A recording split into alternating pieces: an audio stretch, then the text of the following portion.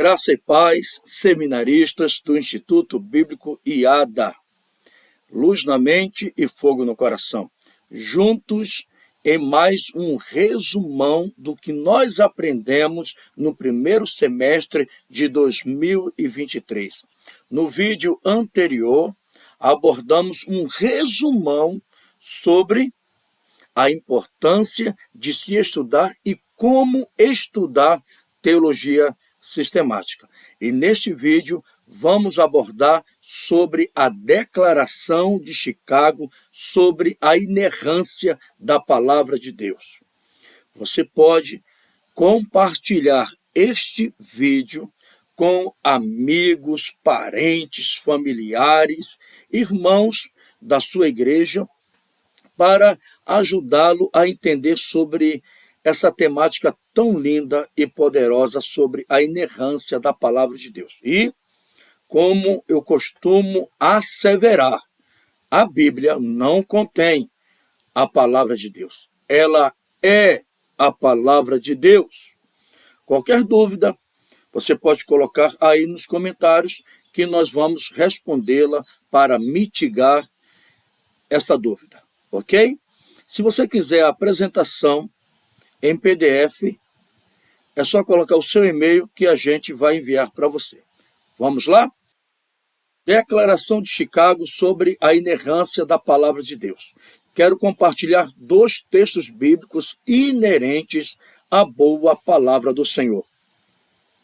Toda a Escritura é inspirada por Deus e útil para o ensino, para a repreensão, para a correção, para a educação na justiça, a fim de que o servo de Deus seja perfeito e perfeitamente habilitado para toda boa obra. 2 Timóteo 3, 16 e 17. Hebreus 4, 12 diz assim: porque a palavra de Deus é viva e eficaz, e mais cortante do que qualquer espada de 2 gumes, e penetra até o ponto de dividir alma e espírito, juntas e medulas, e é apta para julgar os pensamentos e propósitos do coração.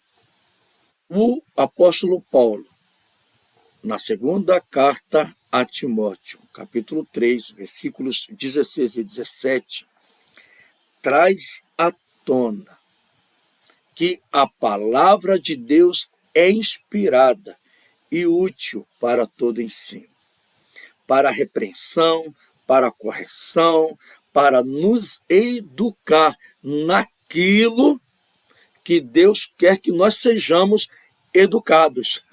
Vamos colocar assim, né? E que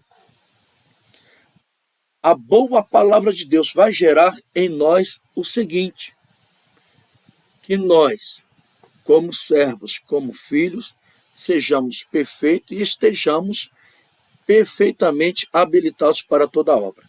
E o autor da Epístola aos Hebreus, em 4:12, diz que a palavra de Deus é viva e eficaz.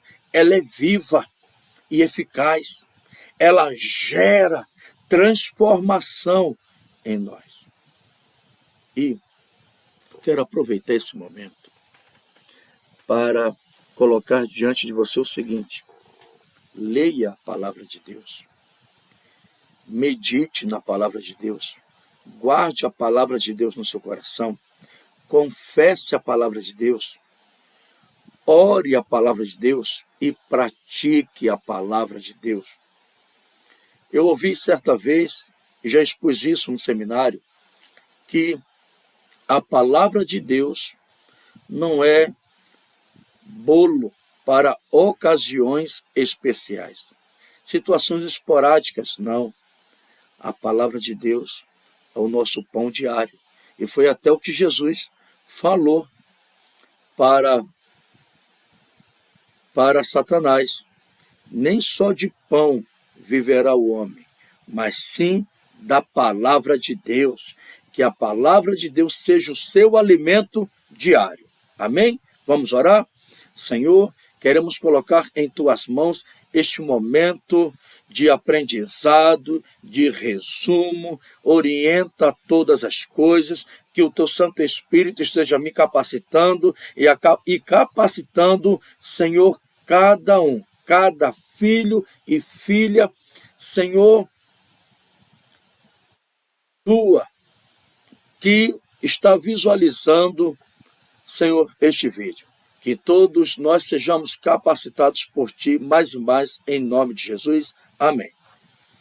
Declaração de Chicago sobre a inerrância da Palavra de Deus. Os principais temas estudados na bibliologia. Basicamente, a bibliologia procura responder. Bibliologia é a doutrina da Palavra de Deus. E ela procura responder a seguinte pergunta: como pode ser possível que Deus tenha se auto-revelado através da Escritura um livro escrito por homens? A bibliologia responde essa indagação. Então, para abordar esse tema central de forma correta, a bibliologia começa tratando acerca do que a Bíblia de fato, do que é a Bíblia de fato e por que ela é mesmo a palavra de Deus. Nesse sentido, a bibliologia aborda temas cruciais para a fé cristã, tais como a origem e composição da Bíblia. Procura, dentro desse panorama, procura responder como a Bíblia surgiu, considerando as questões da revelação e inspiração da Escritura. E nesse ponto que aprendemos como foi que a autorrevelação de Deus foi registrada por homens na Escritura. A infalibilidade da Bíblia. Procura responder porque a Bíblia é totalmente confiável, apesar de ter sido escrita por homens. A inerrância da Bíblia é um desdobramento da infalibilidade e mostra de forma clara que na Bíblia não há qualquer erro ou contradição. A autoridade da palavra de Deus, a autoridade da Bíblia, enfatiza a plena autoridade que a Bíblia possui, sendo ela mesma a verdadeira palavra de Deus. A Bíblia é a única regra de fé e prática para o povo do Senhor e possui total autoridade em tudo que ela aborda. A suficiência da Bíblia procura mostrar que a Bíblia está completa, de modo que não há mais nada a ser revelado, de forma especial da parte de Deus. Para o seu povo, a Bíblia é suficiente, ou seja, nela há tudo o que o homem precisa saber acerca de quem é Deus, o que ele faz, qual é a sua vontade para nós e como podemos ter um relacionamento salvífico com ele. Toda essa questão nós vamos pontuar lá na frente, vamos expandir, vamos explicar cada terminologia e vamos desdobrar com mais profundidade. A canonicidade da Bíblia procura mostrar como se deu o processo de formação e organização do cânon da Escritura, tanto do cânon do Antigo Testamento quanto do cânon do Novo Testamento. Nesse estágio, a bibliologia também aborda o processo de preservação da Escritura, isto é, o modo como o próprio Deus esteve envolvido em garantir que sua autorrevelação registrada da Escritura fosse preservada de forma íntegra e fiel para estar disponível a pessoas de diferentes épocas e lugares, mesmo depois de tantas cópias e traduções. Por trás da Bíblia estava o seu Criador, e Deus preservou a Bíblia até nós. E porque a bibliologia, a doutrina acerca da palavra de Deus é importante. A bibliologia é uma matéria, é uma disciplina de suma importância para o crente, porque lhe possibilita conhecer melhor e mais profundamente as principais características da natureza da Escritura, sendo a palavra de Deus. A Bíblia é a fonte básica do verdadeiro estudo teológico. Isso nós salientamos no vídeo anterior. A base, o fundamento da teologia sistemática é a palavra de Deus. Se não é a palavra de Deus, é meramente uma teologia filosófica. São raciocínios, lógicas, razões humanas.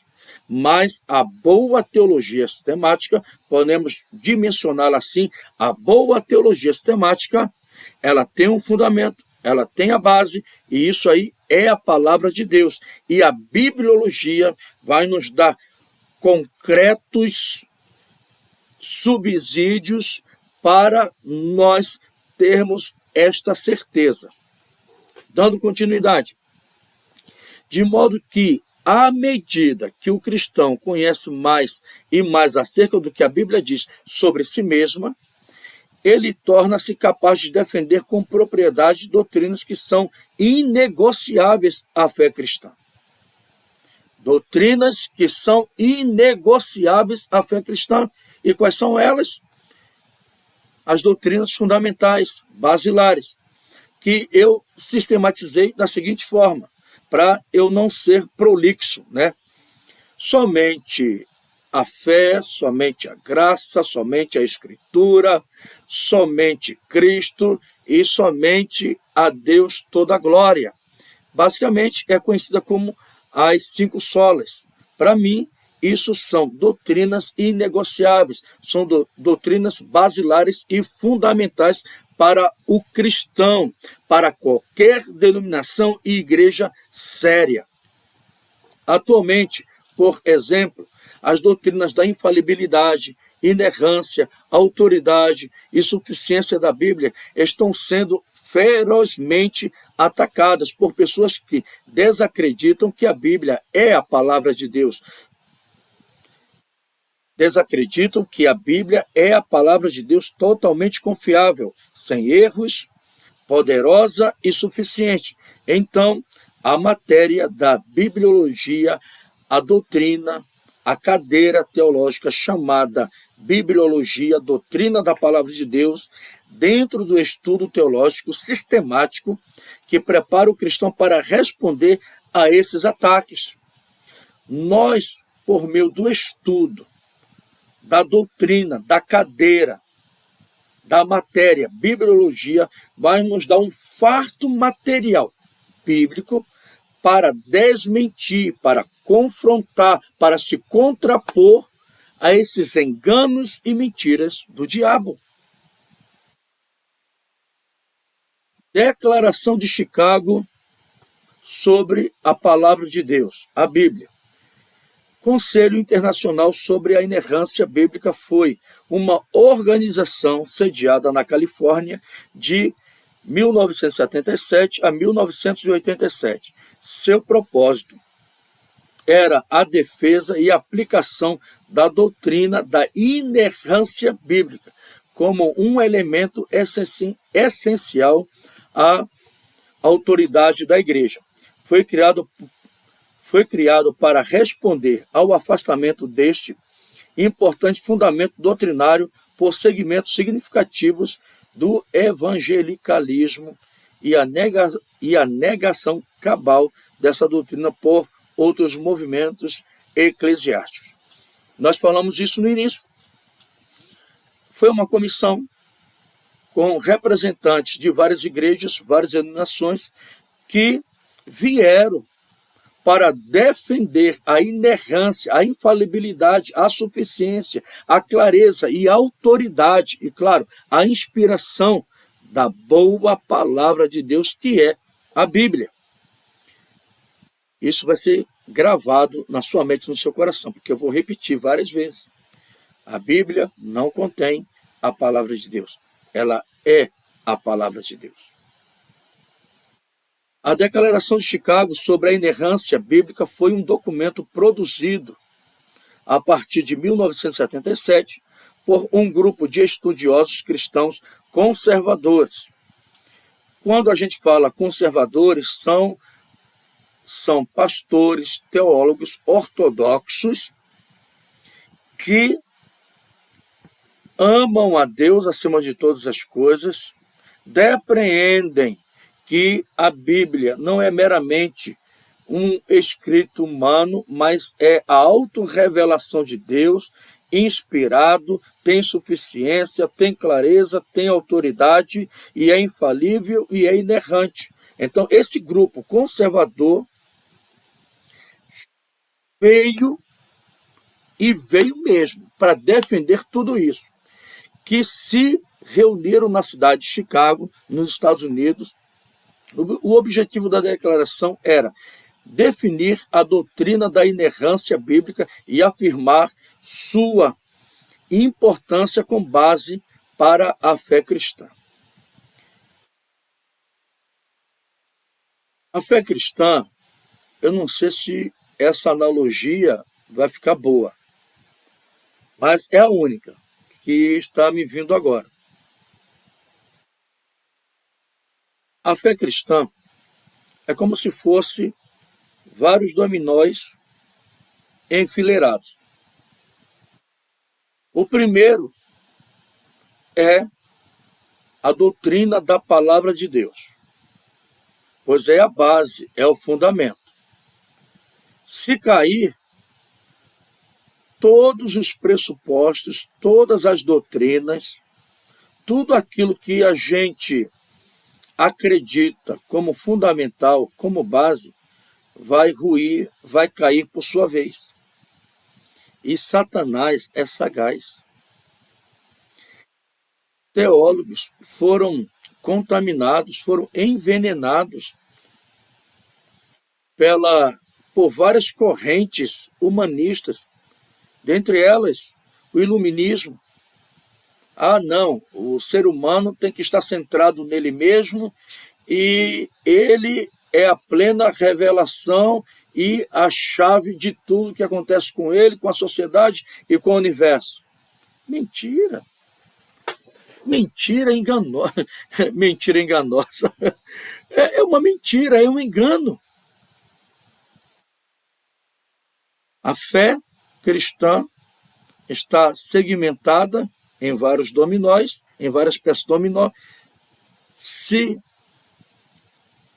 a doutrina acerca da palavra de Deus cair, ruir, despencar, todas as demais vão cair. Por quê? Porque a base é a palavra. Se nós não tivermos a base, que é a palavra, o que vai trazer sustento? A base, o fundamento, os pilares. É o relativismo. E hoje não, né? Já há muitos anos vivemos uma era, um recorte temporal de relativismo. O que é verdade para você não é verdade para mim. O que é verdade para mim talvez não seja verdade para você. Existe sim uma verdade absoluta. E a verdade absoluta é a palavra de Deus. Dando continuidade. A Declaração de Chicago defende que a inerrância bíblica não é uma invenção moderna, mas sim uma doutrina histórica da Igreja cristã, que tem sido afirmada por muitos líderes e teólogos ao longo dos séculos. Além disso, os autores da declaração afirmam que a inerrância bíblica não se opõe à interpretação bíblica, mas sim a sustenta, uma vez que a verdadeira interpretação bíblica deve estar em conformidade com a verdade que a Bíblia ensina. Bem, o que isso quer dizer? Trocando em miúdos, a inerrância, a infalibilidade não vai se afastar da interpretação, pois está tudo interligado. Quando eu olho para a Bíblia como inerrante, como infalível, como inspirada, como suficiente, como tendo toda a autoridade e sendo clara para todos, o que vai ser construído dentro de mim? Temor e tremor, reverência a Deus.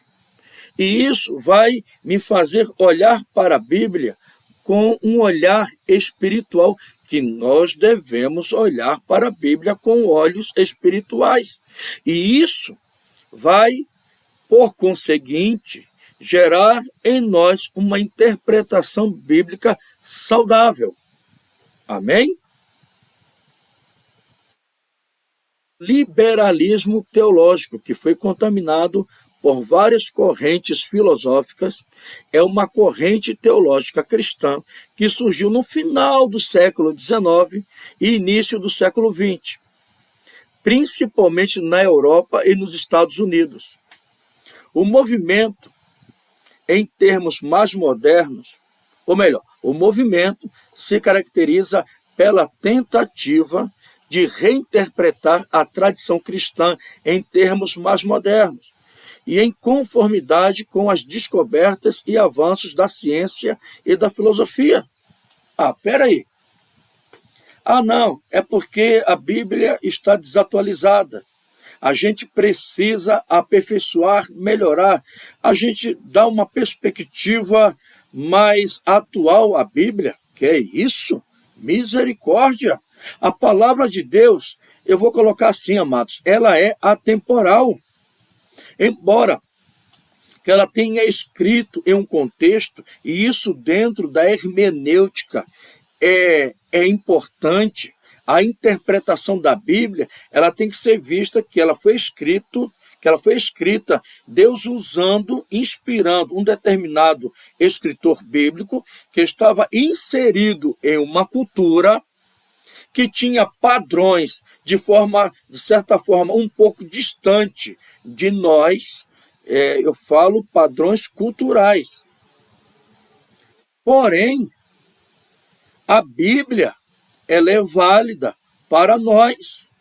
Ela é atemporal. E se Jesus, como eu falei anteriormente, no primeiro vídeo desse resumão, e se Jesus não vier daqui a 3.000 anos, a Bíblia vai continuar atual. Billy Graham, acredito que foi ele que escreveu. Se não foi ele que escreveu, coloca aí nos comentários. O autor, mas creio que foi ele, que a Bíblia é mais atual do que o jornal de amanhã. Nós temos que atualizar, nós temos que contextualizar a novas descobertas, adequar a Bíblia à atual conjectura social, econômica, seja lá como forem adjetivadas, a Bíblia não precisa ser atualizada. Amém? Ela é atemporal, ela é a palavra de Deus. Os teólogos liberais argumentam que a Bíblia é um documento histórico e cultural que reflete as crenças e valores de seus autores e que, portanto, deve ser lida e interpretada dentro do seu contexto histórico. Isso, qualquer teólogo, qualquer pastor, qualquer professor de teologia e qualquer estudante de teologia vai, de certa forma, concordar com isso. A Bíblia tem um contexto. Um determinado livro do Antigo Testamento tem um contexto. Um determinado livro, Evangelho do Novo Testamento, uma epístola, tem o seu contexto. Mas é a palavra de Deus. Eles rejeitam a ideia de que a Bíblia é inerrante, defendem que ela contém erros e contradições. Jamais. A Bíblia nunca tem. Ela não tem erros e não tem contradições. Se porventura você que me ouve agora, que está vendo esse vídeo agora, peraí, tem sim. Com todo amor, com todo respeito e com toda a humildade. Eu quero te falar, pesquise mais a fundo. Uma pseudo-contradição, uma suposta contradição, e eu chamo assim, é porque a gente está faltando conhecer mais sobre aquele determinado assunto e conferindo coisas espirituais com coisas espirituais, conferindo Bíblia com Bíblia. E quando a gente vai conferindo Bíblia com Bíblia, aquela suposta, aquela pseudo-contradição desaparece. Isso é uma prática muito boa. Então, e se você quiser também, pode, se você tiver aí no coração, pastor, mas isso, aquilo, outro, eu acho que aquilo ali é uma contradição, coloque no comentário que a gente vai responder a você, tá? Para eles, a verdade cristã deve ser buscada não apenas na Bíblia, mas também em outras fontes, como a razão, a experiência e a tradição. Eu brinco lá no seminário, né? Chuta que é laço.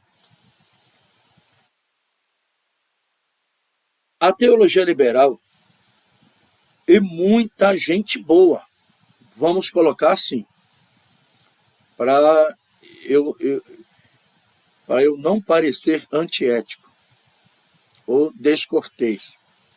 Mas muita gente boa se deixou levar, saiu do fundamento que é a Bíblia, aí colocou o fundamento na razão, na experiência, no pragmatismo humano e na tradição. Pelo amor de Deus, a Bíblia é atual, ela é inerrante e ela é uma bênção para nós e ela é atemporal. Além disso, os teólogos liberais geralmente questionam dogmas e doutrinas tradicionais da Igreja, como a divindade de Jesus Cristo, a expiação, a ressurreição corporal e a vida eterna. Eles enfatizam a dimensão ética e social do cristianismo, defendendo a importância da justiça, da paz e da solidariedade com os mais pobres e excluídos da sociedade. Lindo, lindo de se ler e de se ouvir. E claro que o Evangelho abraça tudo isso. Abraça a ética, abraça a moral, abraça o social, abraça os excluídos, e isso a gente vê em Mateus, Marcos, Lucas e João. O nosso amado e Senhor Jesus Cristo, mostrando isso para nós de forma poderosa. Mas o Evangelho, a palavra de Deus, é muito mais do que isso. E nós não podemos, então vamos priorizar isso em detrimento daquilo outro. Não, não podemos abrir mão jamais da inspiração, da inerrância, da infalibilidade, da clareza, da autoridade, da suficiência das Escrituras, em detrimento do ético, do moral, do social. Não, está tudo junto. E tudo isso aí é personificado em quem? Em Jesus. É lindo de se ouvir, não, vamos priorizar isso agora. Não, não podemos fazer essa cisão, essa ruptura. E isso levou muita gente a se tornar um herético. O liberalismo teológico gerou muita controvérsia e oposição dentro da igreja cristã, especialmente entre aqueles que defendem uma interpretação mais conservadora da Bíblia e da tradição cristã. No entanto, o movimento influenciou profundamente o pensamento cristão moderno e, infelizmente, moldou muitas das correntes teológicas que surgiram no século XX. Infelizmente, isso de fato aconteceu, queridos. Essa contaminação, esse erro, esse engano, perpassou vários segmentos da igreja cristã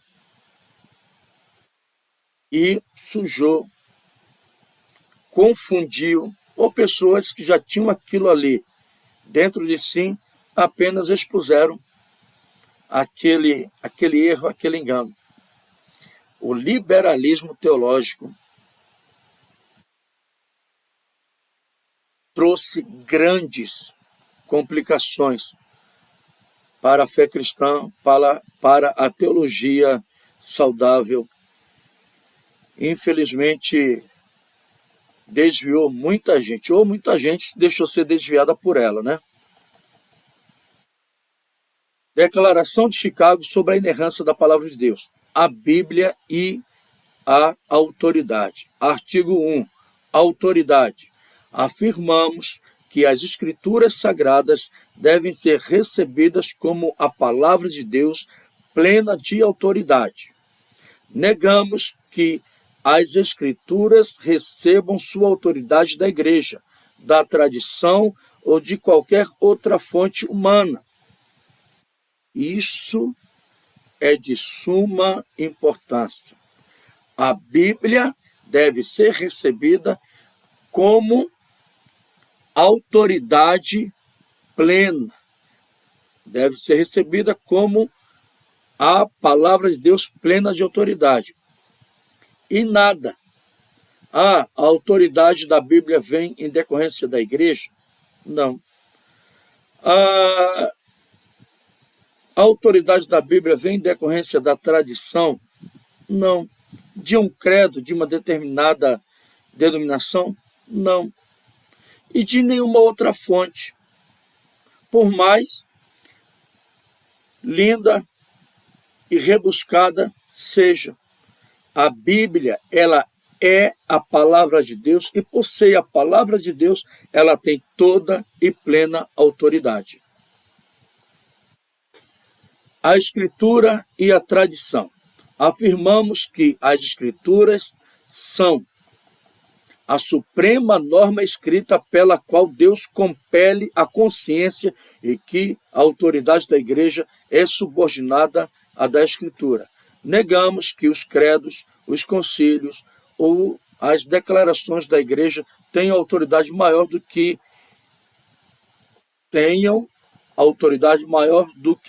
ou iguais à autoridade da Bíblia. A Bíblia está acima. A Bíblia está acima de toda igreja, de toda denominação, de todo credo, de toda confissão. Está acima de toda e qualquer tradição denominacional ou eclesiológica. Amém? Vamos lá. Revelação. A Bíblia e a revelação. Afirmamos que a palavra escrita é, em sua inteireza, a revelação dada por Deus, e negamos que a Bíblia seja apenas um testemunho da revelação, ou se torne revelação somente quando a encontramos, ou dependa das respostas dos homens para sua validação. Bem, basicamente, o que isso representa? Pois dentro da teologia liberal, do liberalismo teológico, tem uma máxima de que a Bíblia só se torna, ou melhor, parte da Bíblia se torna palavra de Deus se nós interagirmos com aquele texto. Nós não interagirmos com aquele texto, aquilo será meramente um escrito humano e não será a palavra de Deus. Olha, eu não tenho uma outra palavra. Misericórdia. Misericórdia. Então, a palavra de Deus escrita é, em sua inteireza, a revelação dada por Deus. E não depende de nada que nós façamos. Ok. Artigo 4. A linguagem humana. Afirmamos que Deus, que fez o homem à sua imagem, usou a linguagem como um meio de revelação. Negamos que a linguagem humana seja tão limitada por nossa condição e criatura, que seja inadequada como um veículo para a revelação divina. Além disso, negamos que a corrupção da cultura e da linguagem humana causada pelo pecado tenha impedido a obra de inspiração de Deus. Os teólogos liberais levantaram também essa questão de que como o ser humano é falho, é pecaminoso, é corrupto, está distante da graça de Deus, então como nós podemos acreditar que eles foram instrumentos de Deus para trazer a palavra de Deus, a autorrevelação de Deus para nós? E colocam em xeque dentro desse prisma. Mas Deus usou diferentes autores para trazer a palavra dele até nós. E a Bíblia, por sua vez, é a palavra de Deus. Artigo 5º, revelação progressiva. Afirmamos categoricamente que a revelação de Deus nas Escrituras Sagradas foi progressiva. Como assim, pastor? Sim, Deus, a partir de Gênesis a Apocalipse, ele foi se revelando, foi revelando a Jesus, foi revelando o Espírito Santo, foi revelando o plano da salvação para nós de forma progressiva. Negamos cabalmente que revelação posterior que possa completar a revelação anterior corrija ou contradiga. Além disso, negamos que qualquer revelação normativa tenha sido dada após a conclusão dos escritos do Novo Testamento. O cânon bíblico foi formado. Deus estabeleceu o cânon bíblico, não foi a igreja. Não foi a igreja. Deus usou a igreja para formar o cânon bíblico. Mas a igreja não é detentora do cânon bíblico. Você vai entender aonde eu quero chegar. E que dentro da revelação progressiva não vai surgir algo novo, como dentro da doutrina de seitas e heresias, Testemunho de Jeová, Mórmons e os adventistas. A título de exemplo, para exemplificar, eles acreditam que os escritos dos seus fundadores têm a mesma autoridade, a mesma revelação, a mesma inspiração, ou estão acima da palavra de Deus. A revelação na palavra de Deus é progressiva e fechou em Apocalipse. Mais nada surgirá para falar, para trazer a nós um outro evangelho. E o apóstolo Paulo, na epístola aos Gálatas, ele foi enfático nessa questão. Mesmo que apareça um anjo pregando um outro evangelho, seja anátema. Qualquer pessoa, qualquer organização, qualquer igreja que pregue um outro evangelho, seja anátema. Inspiração verbal e plenária. Afirmamos que toda a Escritura e todas as suas partes, até as próprias palavras do original, foram dadas por inspiração divina. Negamos que a inspiração da Escritura possa ser afirmada corretamente a respeito do todo, sem as partes, ou a respeito de algumas partes, mas não do todo. Bem, basicamente, a inspiração verbal e plenária quer dizer o seguinte, que a Bíblia, de forma plena, de forma completa, ela foi inspirada por Deus. E quando eu olho para a palavra com estes óculos, e dentro dessa perspectiva, eu vou enxergar que de Gênesis a Apocalipse a Bíblia foi inspirada. Ela foi dada por Deus. E eu não posso escolher um texto em detrimento do todo e falar que aquele texto em particular foi inspirado e aquele texto, aquele livro, aquele evangelho, aquele testamento não foi. Toda a Bíblia foi inspirada por Deus.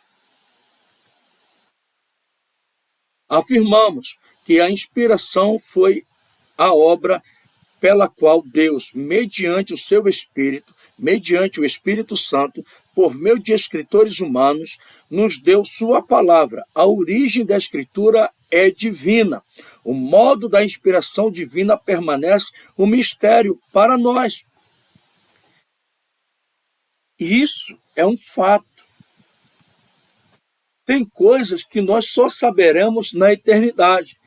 E muitas vezes eu até, eu levantei essa questão, quando eu chegar lá no céu, eu vou perguntar isso, vou perguntar aquilo, mas depois, por fim, eu cheguei, será que quando eu chegar lá no céu, isso que para mim pode ser algo principal, como é que se deu a inspiração?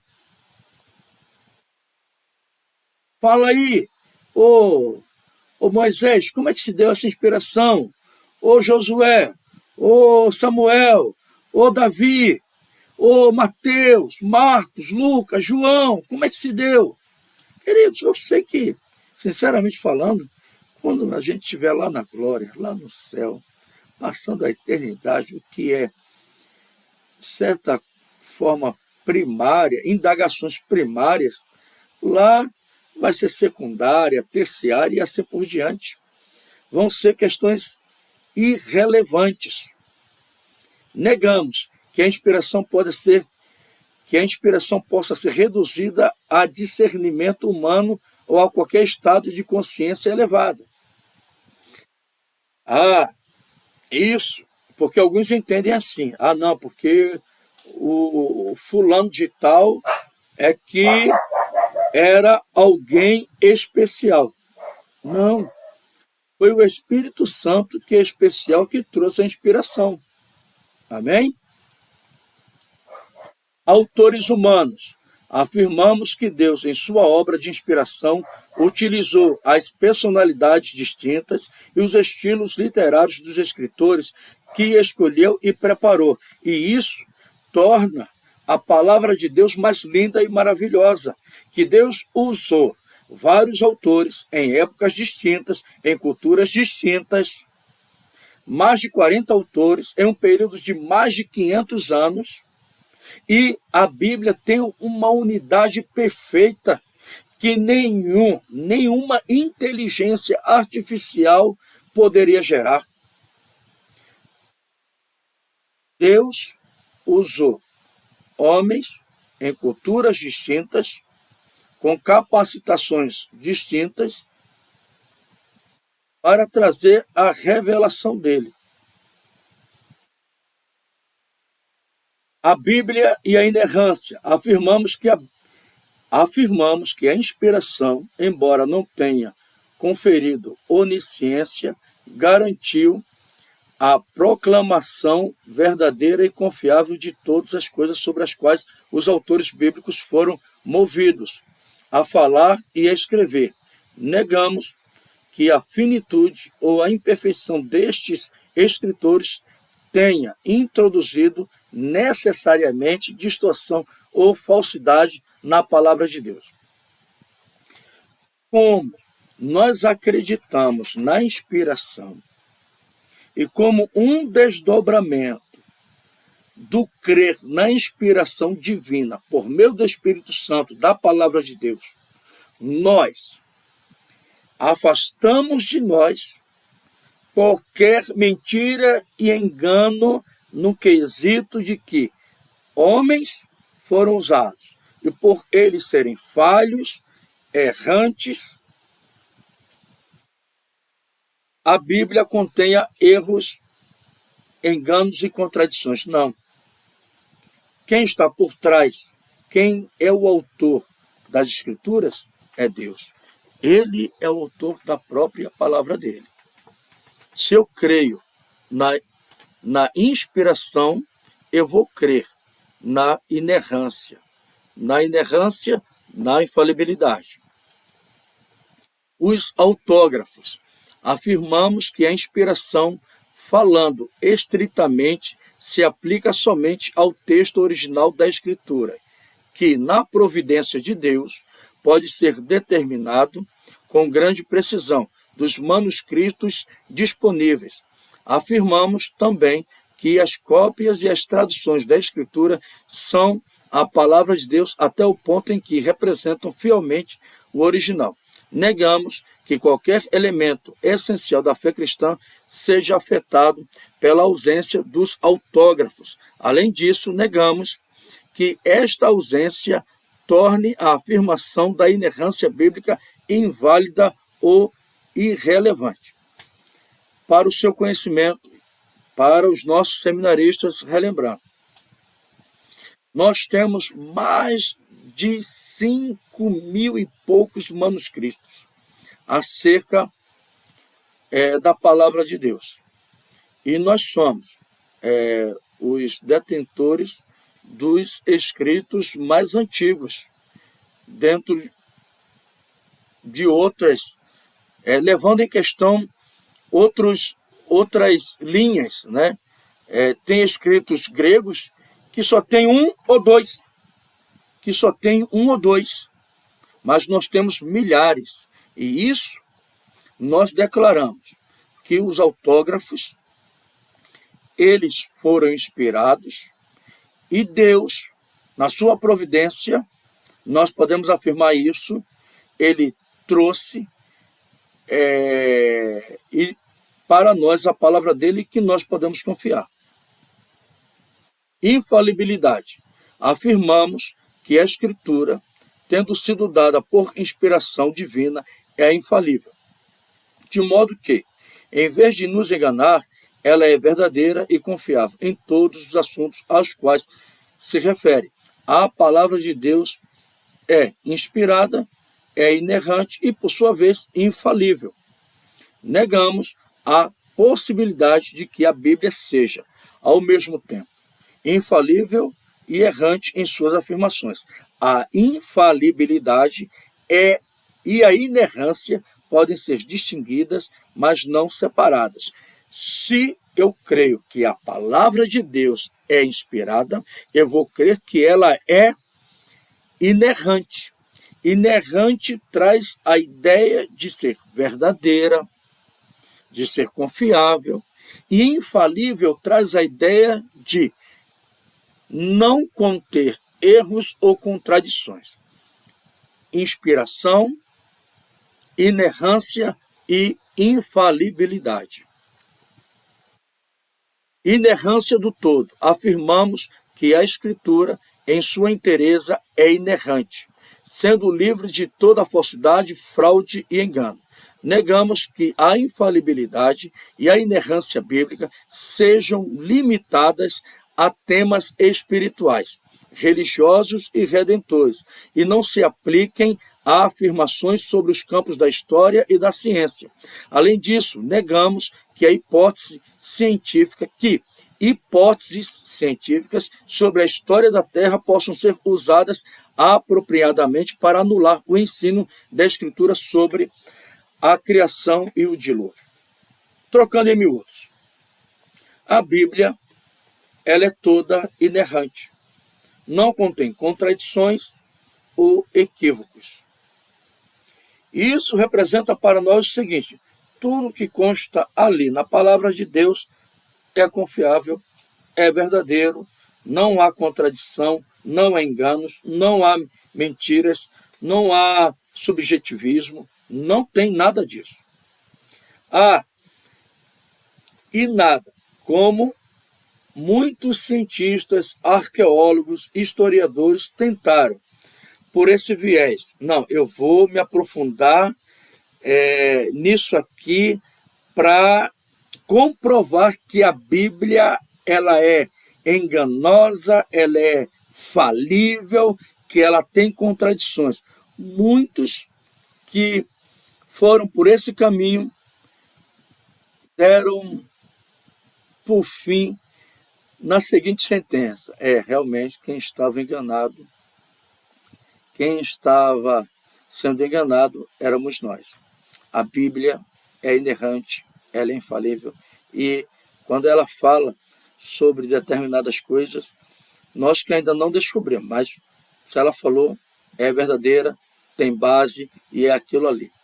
muitos achados, no decorrer da história, muitos achados arqueológicos, apenas comprovaram a Bíblia realmente é fidedigna. Amém? Então, toda a Bíblia é inerrante. A verdade, afirmamos a conveniência de usar a inerrância como um termo teológico que se refere à veracidade plena das Escrituras. A inerrância, a infalibilidade vai nos levar ao seguinte: a Bíblia é a verdade, ela é verdadeira, ela tem a veracidade como base. Negamos que seja conveniente afirmar a Escritura de acordo com os padrões de verdade e erro que são alheios ao seu uso e ao seu propósito. Também negamos que a inerrância seja anulada por fenômenos bíblicos como a falta de precisão técnica moderna, irregularidades de gramática ou de ortografia, descrições observacionais da natureza, o relato de mentiras, o uso de hiperbole e de números redondos, o arranjo de tópico ou do material, seleções variadas de material em relatos correspondentes ou uso de citações livres. Como é que eu posso resumir isso aí, queridos? Bem, isso a gente já falou no seminário, apenas para que vocês se lembrem. Como a Bíblia ela foi escrita, tendo como um pano de fundo uma cultura naquele recorte temporal, e que a capacidade intelectual, científica, não é a mesma que nós temos hoje, então, claro que Deus não iria colocar na Bíblia os aviões, não existiam naquela época. Então, a Bíblia, quando eu olho dentro da perspectiva que ela foi escrita em um recorte de tempo, dentro de uma cultura, e dentro daquela cultura existia, de fato, limitações tecnológicas, científicas, isso já vai me trazer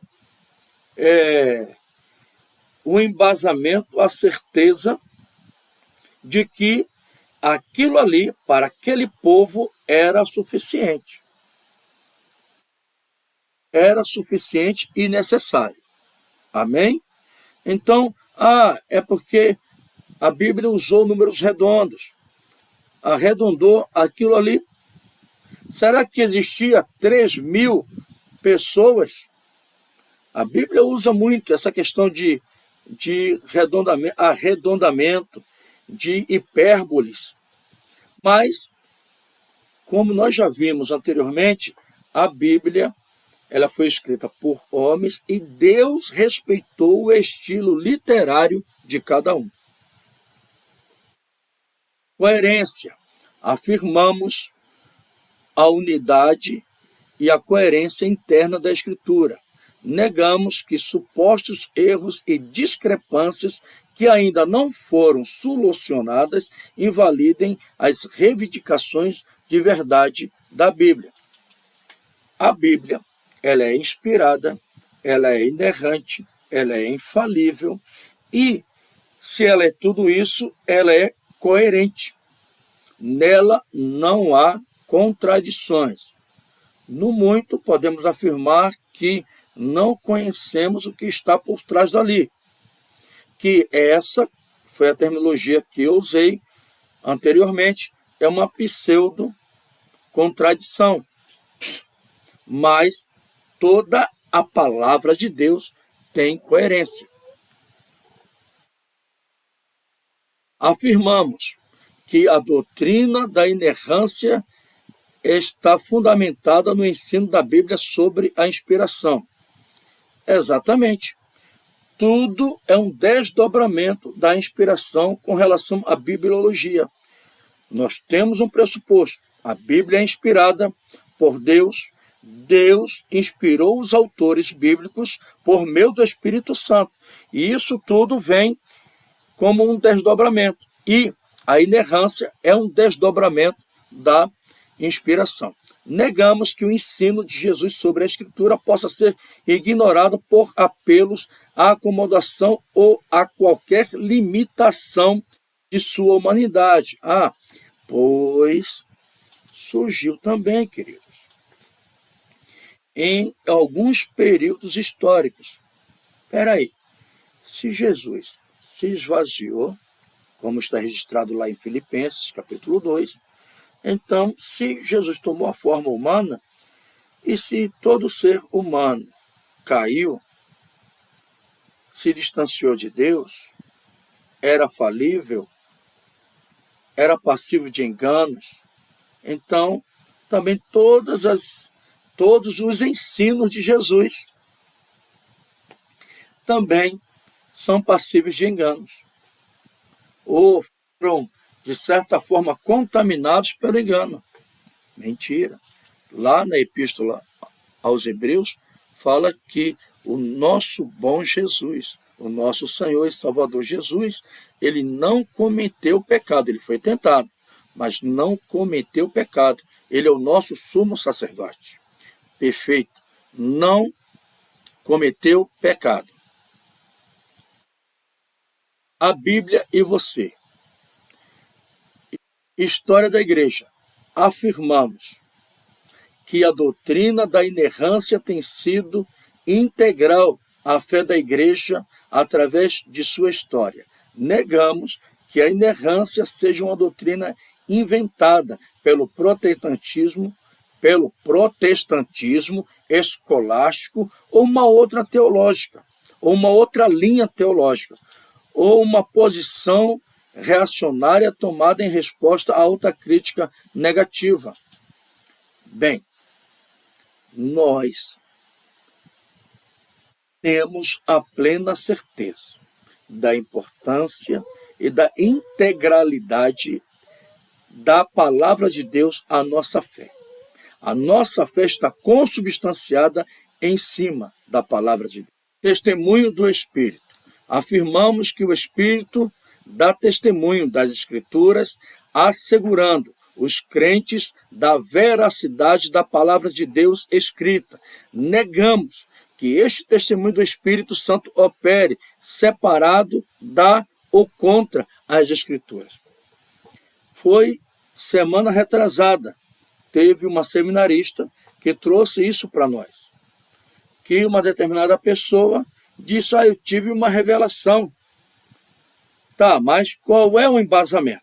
Qual é o embasamento bíblico? Não, foi uma revelação do Espírito e que não tem embasamento bíblico. Então, chuta que é laço. Toda a revelação ou toda a iluminação, ela tem que estar pautada em cima da palavra de Deus. O Espírito Santo sempre vai nos levar à palavra de Deus. João 16 fala sobre isso, que o Espírito de verdade, ele vai nos levar à verdade, e à verdade da palavra de Deus. O Espírito Santo nunca vai agir fora da palavra. Ele vai agir dentro da palavra de Deus revelada e sempre vai levar a filha e o filho de Deus para a palavra de Deus. Interpretação. Afirmamos que o texto da Escritura deve ser interpretado pela exegese gramático-histórica, levando em conta suas formas e artifícios literários, e que a Escritura interpreta a Escritura. Negamos a legitimidade de qualquer abordagem do texto, ou qualquer busca de fontes que estão por trás do texto que leva à relativização, distorção ou menosprezo de seu ensino ou à rejeição de sua reivindicação de autoridade. Há várias linhas interpretativas da Bíblia, e nós vamos aprender isso na disciplina hermenêutica. Mas a mais acertada, a mais confiável é a exegese, é a interpretação gramático-histórica. Ah, não, mas aqui... Porque o pessoal da teologia liberal, não, mas olha, vão entrar com suposições. Nós cristãos não temos suposições, nós temos pressupostos na palavra de Deus. Não, mas eu queria dizer isso naquele tempo, mas agora não se aplica tanto, não é bem dessa maneira. Não, nada. Chute que é laço todo o relativismo, ok? Saúde da igreja. Afirmamos que uma confissão da infalibilidade, da autoridade e da inerrância plena da Escritura é vital para o entendimento correto de toda a fé cristã. Afirmamos também que tal confissão deve levar à conformidade crescente com a imagem de Cristo. Bem, o que isso quer dizer? Vocês lembram? Nós, como igreja, nós, como cristãos, nós, como discípulos de Jesus, nós temos que crer, confessar que a Bíblia é infalível, que ela é inerrante, que ela é infalível, que ela tem clareza, que ela é necessária para nós, que ela tem autoridade e que ela é suficiente para nós. E isso vai trazer saúde à nossa fé. Isso vai trazer plena certeza de fundamentos para nós. E negamos que tal confissão seja necessária à salvação. Ah, tá. Pode até parecer meio contraditório isso agora. Como é que eu creio? O crer na inspiração, na inerrância, na infalibilidade, na suficiência, na clareza, na autoridade das Escrituras, não vai me levar à salvação. Isso tudo vai nos levar à salvação, porque é pelas Escrituras, por meio da ação do Espírito Santo, que os nossos olhos são iluminados, que nós enxergamos as verdades de Deus na palavra. Porém, para nós sermos salvos, é crer com o coração, como diz lá em Romanos, capítulo 10, se não estou equivocado, crer com o coração e se confessa com a boca. Pronto. E essa confissão, esse crer com o coração e confissão com a boca, tem que nos levar para acreditar nisso tudo acerca da palavra de Deus. Negamos também que a inerrância possa ser rejeitada sem consequências graves, tanto para o indivíduo como para a igreja.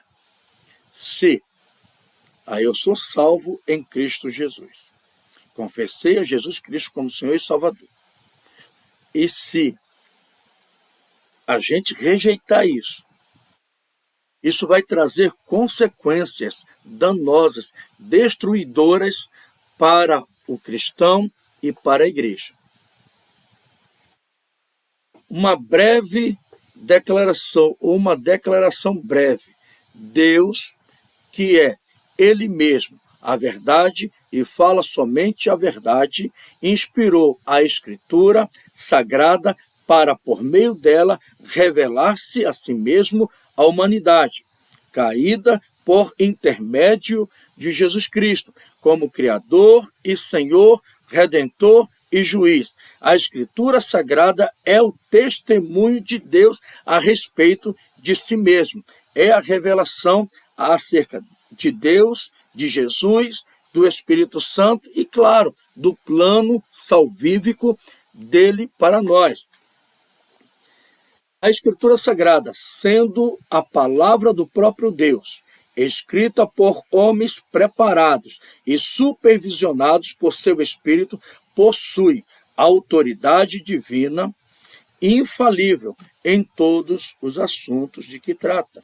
Deve ser crida, preste bem atenção, deve ser crida como a instrução de Deus em tudo que afirma, obedecida como ordem de Deus em tudo que exige, aceita como garantia de Deus em tudo que promete. Amém? Se você tiver alguma dúvida com relação a qualquer item dessa declaração breve, coloque no comentário que eu vou conversar com você a respeito disso. O Espírito Santo, autor da Escritura Divina, tanto autentica para nós por seu testemunho interno, como abre nossa mente para entendermos seu significado.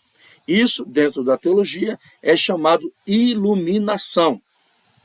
Deus inspirou a revelação aos escritores bíblicos e ilumina os nossos olhos, ilumina o nosso entendimento para enxergarmos as verdades da revelação.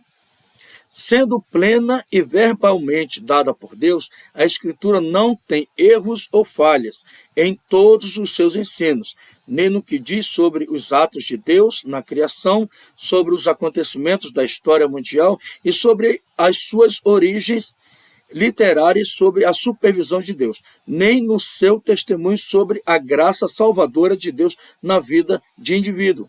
Ela é plena e verbalmente dada por Deus para tudo isso aí. 5. Declaração breve 5. A autoridade da Escritura é fatalmente prejudicada se esta absoluta inerrância divina é de algum modo limitada, ignorada ou relacionada a uma visão da verdade contrária à própria Bíblia. Esses desvios trazem perdas sérias tanto para o indivíduo como para a igreja. A autoridade da Escritura, se nós entendermos ou formos contaminados com o pensamento da teologia liberal, de que ela não é inspirada, nem inerrante, nem falível, vai começar a minar o que nós chamamos de autoridade da palavra de Deus. Então, se tudo fica tipo como tudo fica relativo, como nós vamos ter certeza disso ou daquilo outro? A Bíblia, ela é a verdade absoluta. E como é a verdade absoluta, ela tem autoridade sobre tudo que ela fala. Hein? E se a gente se desviar dessa questão, vai gerar em nós desvios terríveis na nossa vida cristã. E para a igreja, né? Infalibilidade, inerrância, interpretação. Visto que a Escritura Sagrada é a palavra de Deus inspirada, que dá testemunho categórico de Jesus Cristo, ela pode ser chamada de infalível e inerrante. Estes termos têm um valor especial porque resguardam explicitamente verdades positivas e cruciais. Infalível significa a qualidade de não enganar, de não estar enganado e, por isso, resguarda em termos categóricos a verdade de que a Escritura Sagrada é uma regra e guia confiável, certo e seguro em todos os assuntos, independente do recorte temporal, independente da época. Mesmo que seja daqui a 3.000 anos, a Bíblia sempre terá essa perspectiva de infalibilidade. De modo semelhante, inerrante significa a qualidade de ser livre de toda falsidade e erro, e por isso resguarda a verdade que a Escritura Sagrada é totalmente verdadeira e digna de confiança em todas as suas afirmações. Afirmamos que a Escritura canônica deve sempre ser interpretada com base no fato de que ela é infalível e inerrante.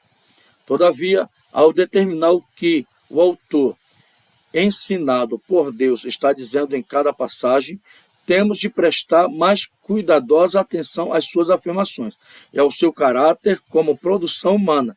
Na inspiração, Deus utilizou a cultura e as convenções do ambiente de seu amanuense. Amanuense é escritor, ou é secretário, um ambiente que Deus controla em sua providência soberana. Imaginar o contrário é interpretação errônea. Guarde muito bem isso no coração. Portanto, história tem de ser tratada como história, poesia como poesia, hipérbole como hipérbole, metáfora como metáfora, generalização e aproximação como que elas são e assim por diante. Estilos literários. Nós já sabemos que dentro da Bíblia, dentro do panorama bíblico, nós temos diversos estilos literários. Diferenças entre convenções literárias nos tempos bíblicos e em nosso tempo têm de ser observados, por exemplo, visto que a narrativa não cronológica e a incitação imprecisa eram convencionais e aceitáveis e não violavam qualquer explicação naqueles dias.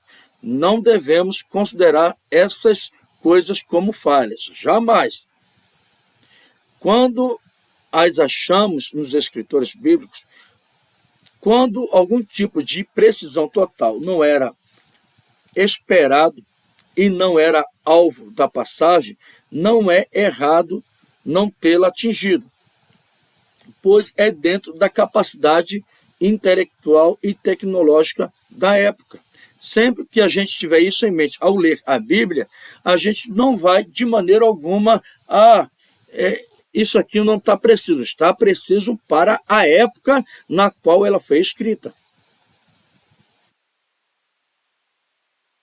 A escritura é inerrante, não no sentido de ser totalmente precisa, conforme os padrões modernos, mas no sentido de fazer bem as suas afirmações e atingir aquela medida de verdade focalizada que seus autores almejavam, ok?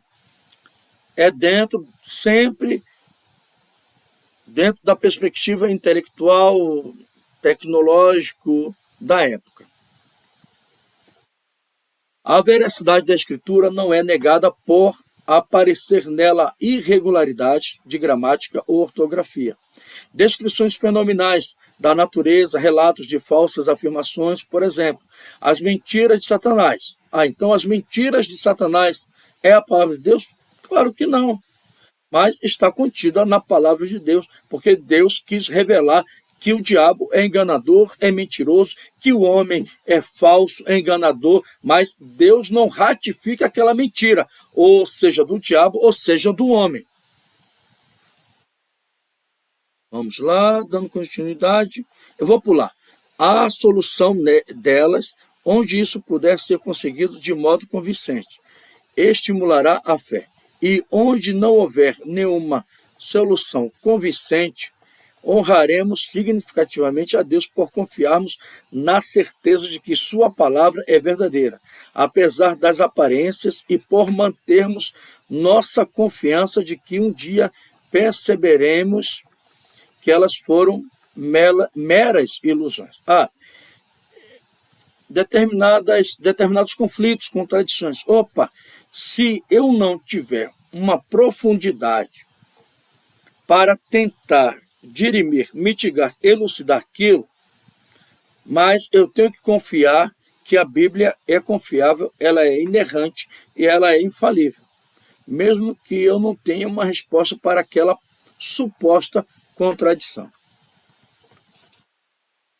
Visto que toda a Escritura é o produto de uma única mente divina, a interpretação tem de permanecer dentro dos limites da analogia da Escritura, e a interpretação tem de evitar hipóteses que corrigiriam a passagem bíblica com outra, quer em nome da revelação progressiva, quer em nome da iluminação imperfeita da mente dos escritores sagrados.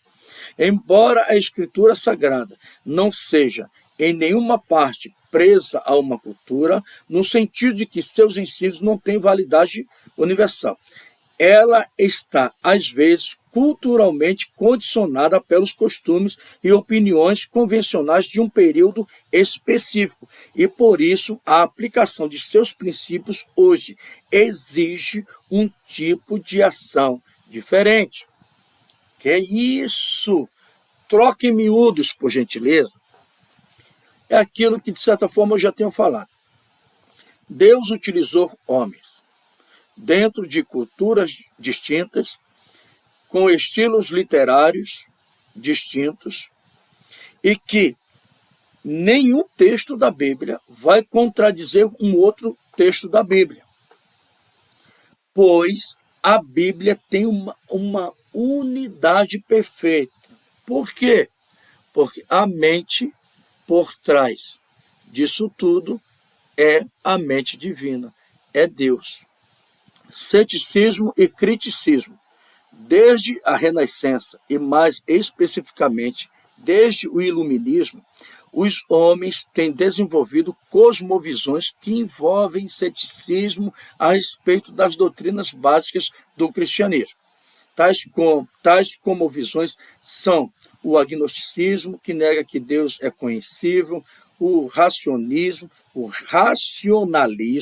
que nega que ele é incompreensível, o idealismo, que nega que ele é transcendente, e o existencialismo, que nega a racionalidade dos relacionamentos e de Deus conosco.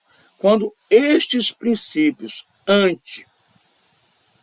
e não bíblicos se infiltram nas teologias dos homens em um nível de pressuposição, como base, como hoje eles o fazem com frequência, a interpretação fiel da Escritura Sagrada se torna impossível. Queridos, nós aprendemos também em outras disciplinas que o nosso Deus, ele é o Criador de tudo que existe, ele é o nosso Criador, que ele é transcendente, que ele é imanente, e que por mais lindo, rebuscado que seja determinadas elucubrações humanas, é apenas filosofia se não estiver consubstanciado na palavra de Deus. E é por isso que nós devemos evitar cabalmente o ceticismo e o criticismo, pois isso é redundante. Quanto mais ceticismo e criticismo, mais afastados da palavra. E quanto mais afastados da palavra, mais ceticismo e criticismo a pessoa será. Transmissão e tradução. Já estamos terminando, tá? Visto que Deus não prometeu em lugar algum uma transmissão inerrante da Escritura, precisamos afirmar que somente o texto dos documentos originais foi inspirado e manter a necessidade de criticismo. Bem, a aplicação da terminologia criticismo nós estamos aplicando no contexto textual, tendo em vista os originais, os autógrafos e as várias versões da Bíblia que nós temos hoje, como um meio de detectar quaisquer deslizes que podem ter se introduzido no texto no decorrer de sua transmissão. Entretanto, o veredito desta ciência é que o texto hebraico e grego parece admiravelmente bem preservado, de modo que somos amplamente corroborados em afirmar como a Confissão de Westminster, uma providência singular da parte de Deus neste assunto e em declarar que a autoridade da Escritura não é, de modo algum, prejudicada pelo fato de que as cópias que possuímos não são totalmente livres de erro. Pode, como já foi visto, pela baixa crítica e até pela alta crítica dentro dessa hermenêutica e da exegese bíblica, dentro da perspectiva dos originais. Algumas versões já foram melhoradas, mas essas melhorias aplicadas ao texto de uma determinada língua, de um determinado vernáculo, não vai contradizer aquele contexto, aquela passagem bíblica, tá? Isso jamais deve acontecer. Mas Deus, como nós já falamos anteriormente, ele preservou a palavra e cuidou dela. E por mais que uma determinada versão, não, aquela palavra não era bem aquela palavra.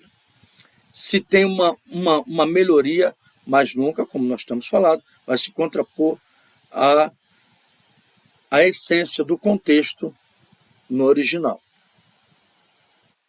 De modo semelhante, nenhuma tradução é ou pode ser perfeita, e todas as traduções se afastam levemente dos textos originais.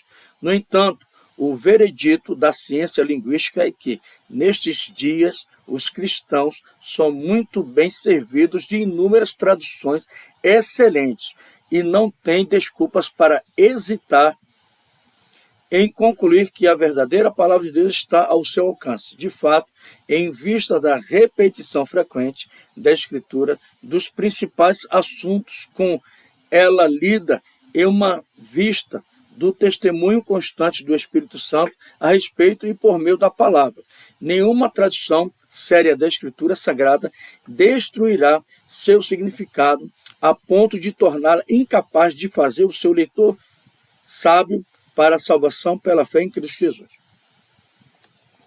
A primeira tradução para o português, para o vernáculo português, depois teve uma melhoria, a correção da gramática, não do sentido.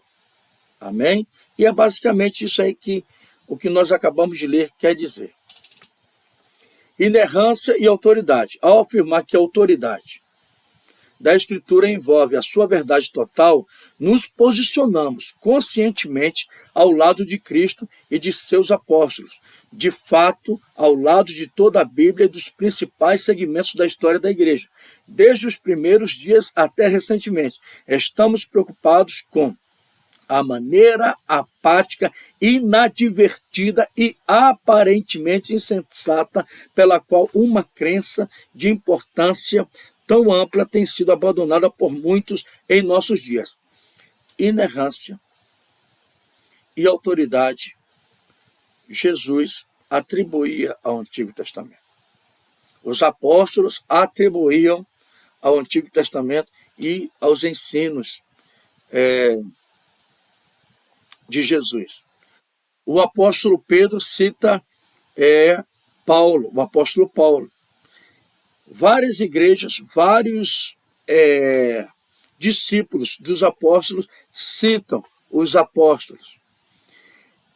Igrejas espalhadas por toda a Ásia e em outras localidades corroboram com a veracidade, a autoridade e a inerrância de determinados textos bíblicos. E, por fim, ao longo da história, segmentos sérios cristãos atribuíram toda a veracidade, inerrância e autoridade da palavra de Deus.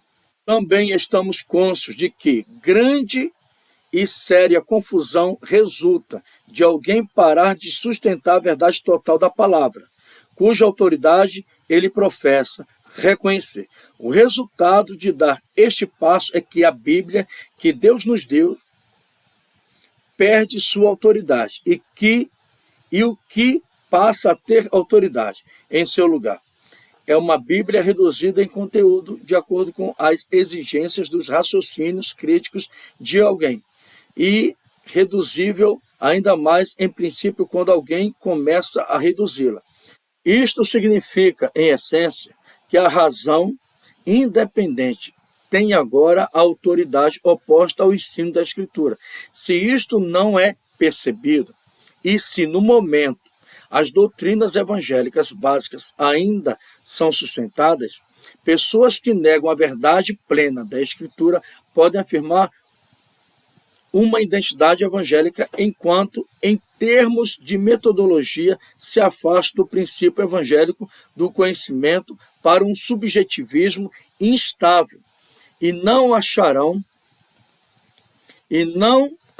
difícil mover-se para mais além. Afirmamos que o que a Escritura diz, Deus diz, que ele seja glorificado, amém e amém. Isso, queridos, trocando em miúdos, como cristão, como filho e filha, como servos de Deus, como membros de uma igreja evangélica local. Nós temos que defender todas as doutrinas bíblicas e nós temos que defender e ter como base a doutrina da Bíblia, que tem no seu contexto a inspiração, a inerrância, a infalibilidade, a clareza, a necessidade, a suficiência das Escrituras, a veracidade das Escrituras. Por mais que uma versão, dentro de um contexto cultural, dentro de um contexto linguístico, vernáculo, se tenha melhorado, ali só foi um melhoramento linguístico, mas não tem que se contrapor à verdade do contexto da palavra. Amém? Amados, a Declaração de Chicago, ela veio defender a inerrância da palavra de Deus. E guardem isso em seus corações. A Bíblia é inspirada, a Bíblia é inerrante, a Bíblia é infalível, a Bíblia é necessária para nós. Foi por meio dela que Deus se revelou. Amém? A palavra de Deus, ela é suficiente e ela tem toda a autoridade. Ela é verdadeira, ela é fidedigna. E nós temos que nos apegar a isso com unhas e dentes e defender com unhas e dentes. Amém? Que Deus te abençoe. O próximo vídeo dá de novo essas características, pois a gente vai entrar dentro da doutrina da palavra de Deus.